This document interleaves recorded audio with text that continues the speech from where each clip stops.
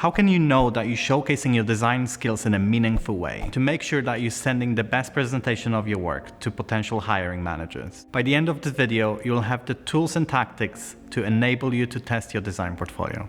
Over to Kim Steindel, a CareerFoundry mentor. We want our portfolio to be effective, but usually we don't know if it's effective when we create it, right? Maybe we think it will be effective because of all the research that we did and all the things that should go well, but it's always better to actually test this. It's also something that you will do in your job later on, so it's also training job skills. It's a win-win situation. The first option that I can recommend is using a heat map. You have a lot of companies that are doing heat maps. So again, a heat map is like you can see here, basically a tool that you can put on your website and you see where the attention or browsing behavior or clicks from people are, what kind of device they used for your site, where they scroll through, where they linger, right? It gives you a lot of opportunity to really figure out what people are looking at. So if you send it to someone and you see, oh, they are in this area a lot, right? Then you know it's probably performing well, or it might be that this area needs some changing.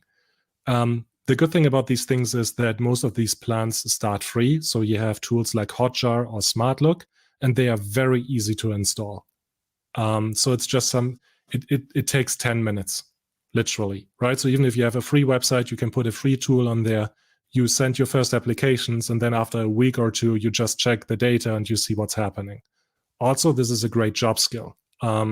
Heat maps are used for a ton of companies because they want to know what customers are doing on their websites. So knowing this and doing this for your own website gives you more to talk about in an interview. Again, win-win.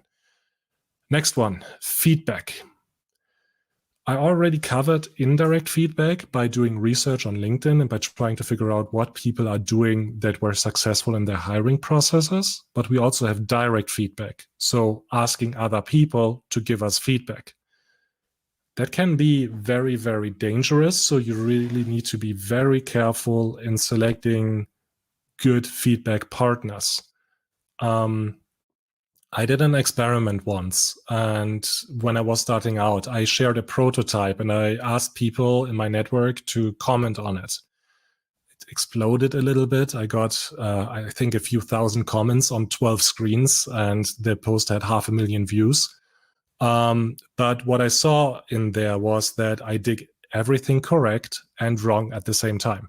I had about 500 comments on my login button alone, ranging from, hey, this is awesome, to wow, this is the worst thing I've ever seen in my life, right?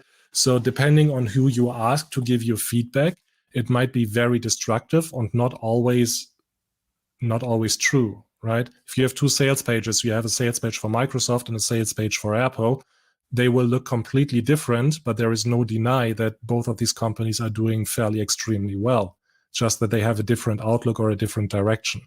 So when you're asking for feedback, I would always try to ask people who don't have any stake in your development. I would not try to reach out to companies that you want to apply for or want to work for and ask them to provide feedback, but I would try to find people who work in similar industries. Honestly, the best way and the most effective way here is probably looking for paid options. There's a lot of different mentor sites and a lot of different professional feedback sites. And typically, these are performing better because you can also see if the mentor who gives you feedback is good at what they are doing because they usually have a rating. So yeah, that's about feedback. Last thing, A and B testing. Numbers matter. If you're really not sure about your case study and you don't know if you want to have something with a lot of content and text and everything or something more graphical, then create the same case study twice and do an A and B test. Use case study A for 15 or 20 applications, and then use case study B for 15 or 20 applications, and then just see what works. This is completely different on your location, on your country, on the industry, right? And we don't know. So just doing a simple A and B test and coming up with two versions, it will do you a great favor in the future. Also, this is a very job relevant skill. It's something that you see on sales pages all the time. Every company that I know of is using this to a certain extent. So it's a very job relevant skill that you can train right away. So I hope you enjoyed watching this webinar snippet. Let me know in the comments below what your main takeaway was and why. If you want to see more design events like this, check out our events page on CareerFoundry.com. Subscribe to our YouTube channel for more weekly videos like this. Thanks so much for watching, see you next time.